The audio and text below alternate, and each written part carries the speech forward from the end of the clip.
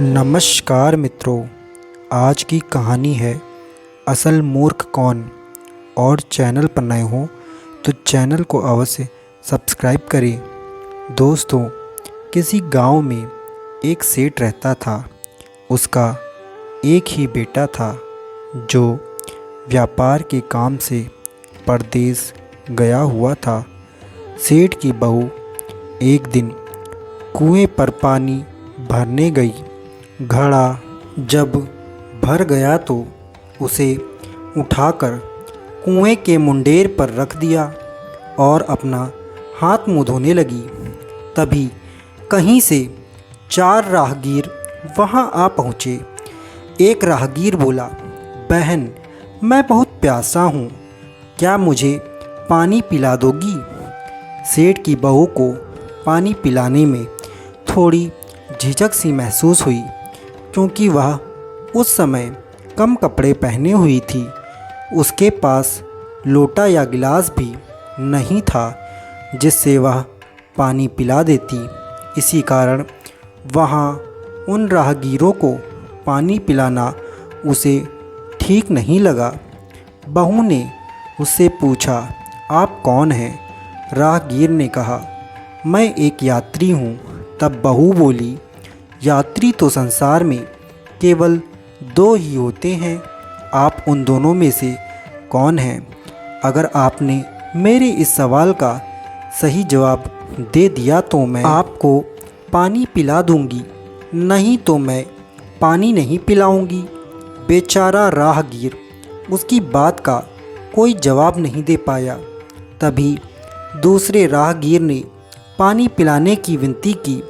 बहू ने दूसरे राहगीर से भी पूछा, अच्छा तो आप बताइए कि आप कौन हैं? दूसरा राहगीर तुरंत बोल उठा, मैं तो एक गरीब आदमी हूँ। सेठ की बहू बोली, भैया, गरीब तो केवल 2 ही होते हैं, आप उनमें से कौन हैं? प्रश्न सुनकर दूसरा राहगीर चकरा सा गया। उसको कोई जवाब नहीं सूझा तो वह चुपचाप पीछे हट गया। फिर तीसरा राहगीर बहुत हिम्मत करके बोला, बहन, मुझे भी बहुत प्यास लगी है, ईश्वर के लिए तुम मुझे पानी पिला दो। बहू ने पूछा, अब आप कौन हैं? तीसरा राहगीर बोला, बहन, मैं तो एक अनपढ़ गंवार हूँ। यह सुनकर बहू बोली, अरे भाई, अनपढ़ गंवार तो इस संसार में बस 2 ही होते हैं, आप उनमें से कौन हैं? बेचारा तीसरा राहगीर भी कुछ बोल नहीं पाया। अंत में चौथा राहगीर आगे आ गया और बोला, बहन, मेहरबानी करके मुझे पानी पिला दो। प्यासे को पानी पिलाना तो बड़े पुण्य का काम होता है। सेठ की बहू बड़ी ही चतुर और होशियार थी। उसने चौथे राहगीर से पूछा, आप कौन हैं? वह राहगीर अपनी खोज छिपाते हुए बोला, मैं तो बहन बड़ा ही मूर्ख हूँ। बहू ने कहा, मूर्ख तो संसार में केवल 2 ही होते हैं, आप उनमें से कौन हैं? वह बेचारा भी उसके प्रश्न का उत्तर नहीं दे सका। चारों पानी पिए बगैर ही वहाँ से जाने लगे तो बहू बोली, यहाँ से थोड़ी ही दूर पर मेरा घर है, आप लोग कृपया वहाँ चलिए, मैं आप लोगों को पानी पिला देती हूँ। चारों राहगीर उसके घर की तरफ चल पड़े। बहू ने इसी बीच पानी का घड़ा उठाया और छोटे रास्ते से अपने घर पहुँच गई। उसने घड़ा रख दिया और अपने कपड़े ठीक तरह से पहन लिए। इतने में ही वे चारों राहगीर उसके घर आ पहुँचे। बहू ने उन सभी को गुड़ दिया और पानी पिलाया। पानी पीने के बाद वे राहगीर अपनी राह पर चल पड़े। सेठ उस समय घर में एक तरफ बैठा यह सब देख रहा था। उसे बड़ा दुख हुआ।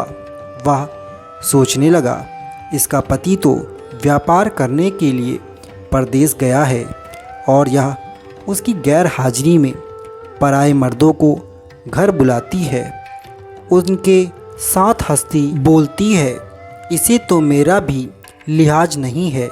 यह सब देख अगर मैं चुप रह गया तो आगे से इसकी हिम्मत और ज़्यादा बढ़ जाएगी।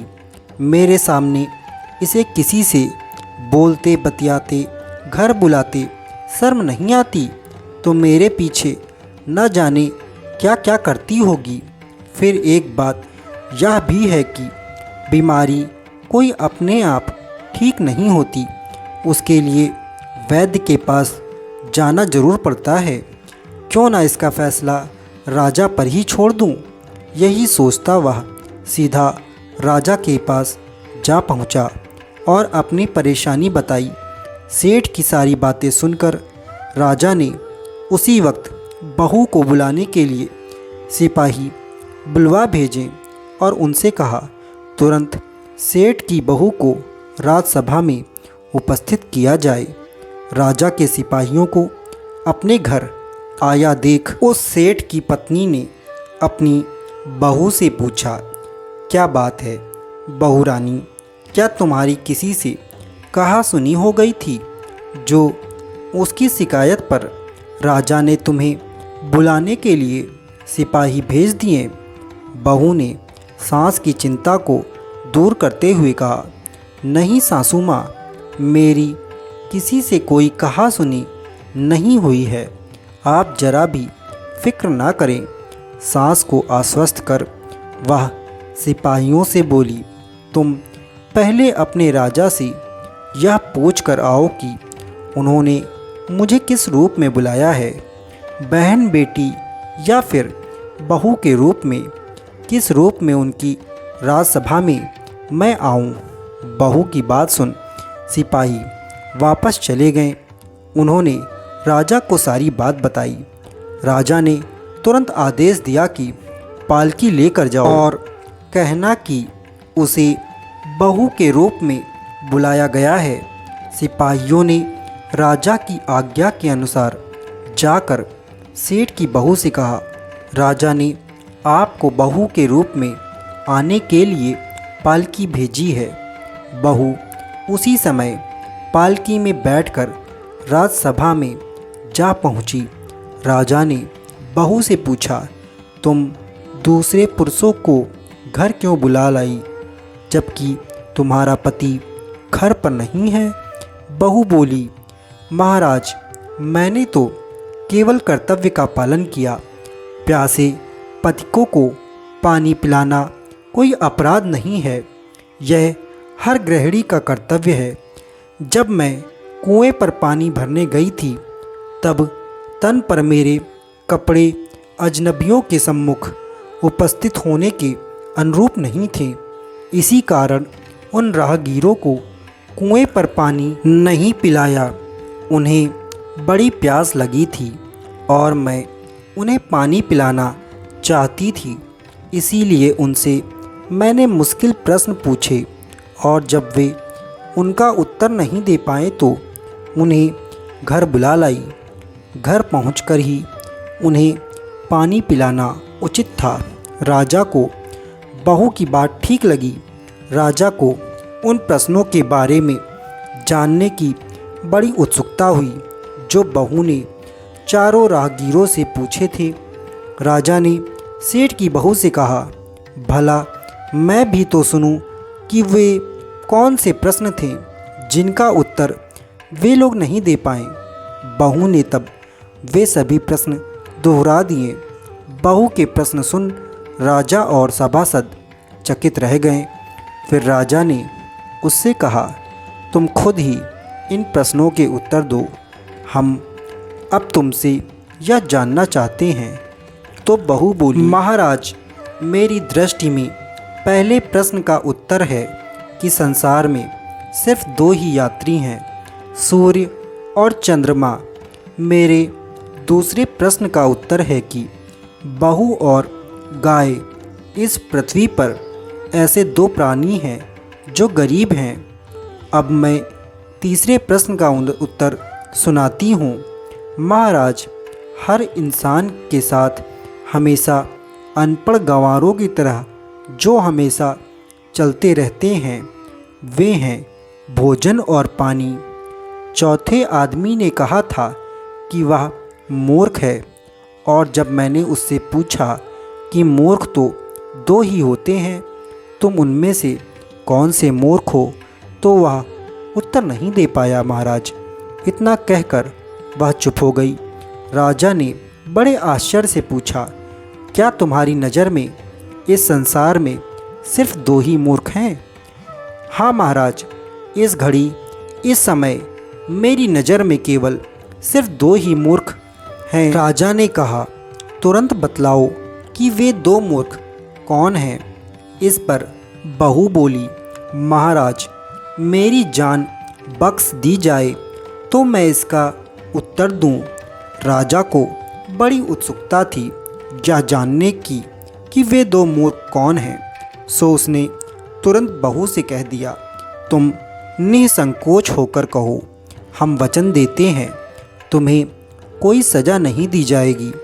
बहू बोली, महाराज, मेरे सामने इस वक्त बस दो ही मूर्ख हैं।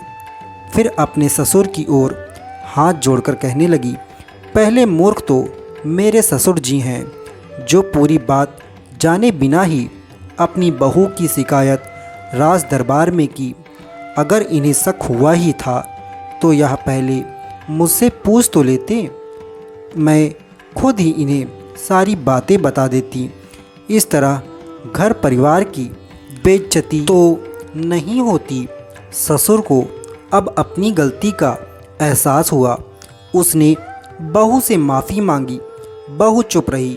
राजा ने तब पूछा, और दूसरा मूर्ख कौन है?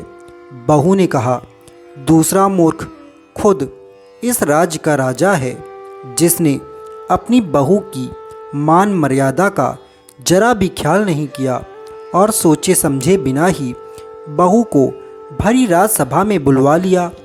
बहू की बात सुनकर राजा तो पहले बहुत क्रोध से आग बबूला हो गया, परंतु तभी सारी बातें उसकी समझ में आ गईं। समझ में आने पर राजा ने बहू को उसकी समझदारी और चतुराई की सराहना करते हुए उसे ढेर सारे पुरस्कार देकर सहसम्मान सम्मानित करके विदा किया।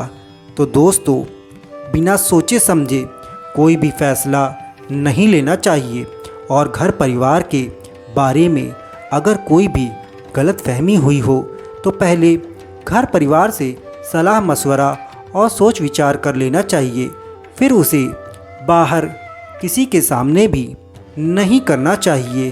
तो दोस्तों, आशा करता हूँ यह कहानी आपको बेहद पसंद आई होगी। यदि पसंद आई हो तो चैनल को अवश्य सब्सक्राइब करें। असल मूर्ख कौन, यह कहानी बेहद रोमांचक घटना पर आधारित थी, और चैनल ज़रूर सब्सक्राइब करें। नमस्कार दोस्तों।